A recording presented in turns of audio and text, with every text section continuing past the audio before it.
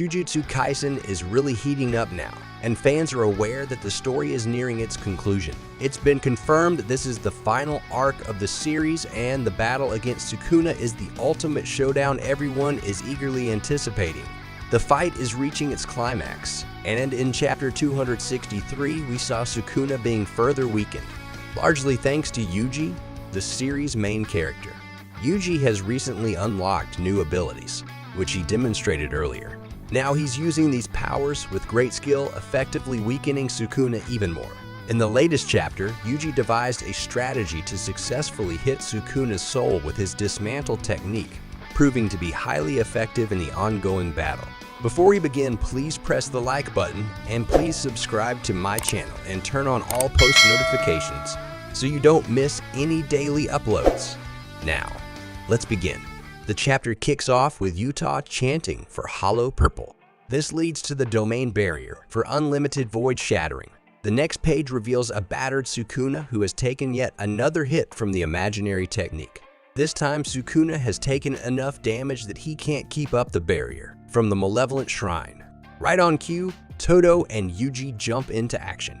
Todo realizes that Yuta must be feeling the strain from using his cursed technique. He tells Yuta to keep using Hollow Purple as much as he can. Using his Boogie Woogie technique, Todo assures Yuta that neither he nor Yuji will get caught in the crossfire. So, there's a moment when a sorcerer can't use their technique, and Sukuna is no different.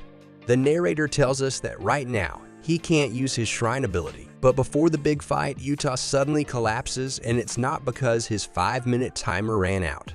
The narrator explains that after Yuta expanded his domain, the technique he copied from Kenjaku got burned out. To understand Yuta's situation as he lies on the ground, we need some backstory. When Yuta switched into Gojo's body, he could only do it by fully manifesting Rika.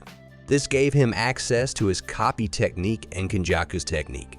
With help from Amai and Shoko, Yuta transferred himself into Gojo's body. However, Rika stayed with Yuta's original body. Here's an important part. Mei had a theory that if Yuta changed bodies, he might not be able to use his copy technique anymore. This seems to be coming true. Back in the chapter, Yuta realizes that because Rika isn't with Gojo's body, he might not be able to use his copy technique. This realization hits him as he's lying on the ground, unable to fight. Yuta thought he could keep using Kenjaku's technique, even though he realized there might be some issues. Remember when Kenjaku fought Yuki, Choso, and Tinyan? He opened a domain without any barriers. Despite facing the same problem of his technique running out, Kenjaku managed to keep the connection between his soul and Suguru's body. Yuta knew this, so he's wondering if there was some trick Kenjaku used to keep that connection going. But now Yuta is stuck, unable to move, and can only regret not being able to help Yuji and Todo. Todo notices that Yuta is running out of steam, but he can't help but respect Sukuna's toughness. Todo says, I guess that's why they call him the King of Curses. As soon as Sukuna sees Todo getting distracted, he hits Todo with a black flash, breaking his weapon. Without wasting any time, Yuji keeps attacking while Sukuna gets ready to defend himself. But Todo isn't finished yet. Sukuna hears the sound of Todo's weapon, and while he's distracted, Yuji is teleported right into Sukuna's blind spot and lands a punch on Sukuna's jaw. It turns out Todo is using his weapon on his own forehead to activate his Boogie Woogie technique, which lets him switch Yuji's position with pieces of Yuta's broken domain. This keeps Sukuna on his toes and allows Yuji to keep attacking from different angles. Yuji and his team are working together to create the illusion of shadow clones, which messes with Sukuna's senses. This trick gives Yuji the chance to hit Sukuna with a technique that targets the boundary between Fushiguro and Sukuna's soul. It's a perfect hit, and Sukuna is looking really bad right now. Sukuna is shocked to realize that Yuji can choose where to target his attacks. Yuji keeps firing these slashes, each one aimed directly at the barrier between Megumi and Sukuna's soul. The hits are so strong that Sukuna has to back off. He admits that if he takes more hits like this, it's going to be tough to keep his body together. For a brief moment, Sukuna thinks about the possibility of losing. Then, almost as if it's a reflex, he throws up some of his fingers and then swallows them again. Sukuna tries to get to higher ground to gain an advantage, but Yuji quickly follows him and tries to land a punch.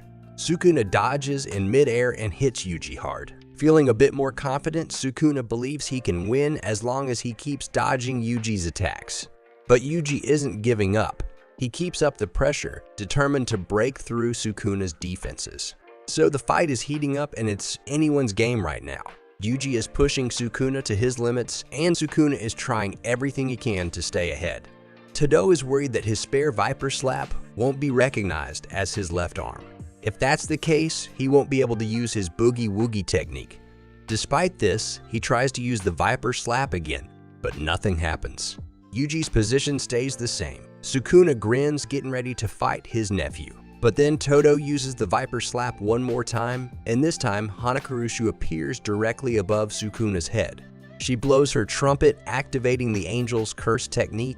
We then flash back to a conversation between Yuta and Hana, while Shoko is treating Hana's wounds. Hana seems worried about her last encounter with Sukuna.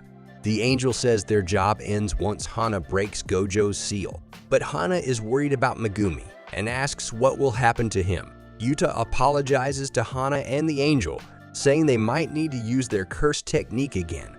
He asks them to activate Jacob's Ladder as a final attack to defeat Sukuna. In a flashback, Yuta starts explaining how most of his opponents try to guess how many techniques he's copied. They never think to overlook something important. They never think the original user of the technique might show up. Even those who understand how his cursed technique works fall into a trap. They assume Yuta steals techniques, but he only replicates them. Yuta shares that the real power of his copy technique is having two of the same abilities at once. This makes him even more formidable in battle. The chapter wraps up with Hana using Jacob's Ladder at full power.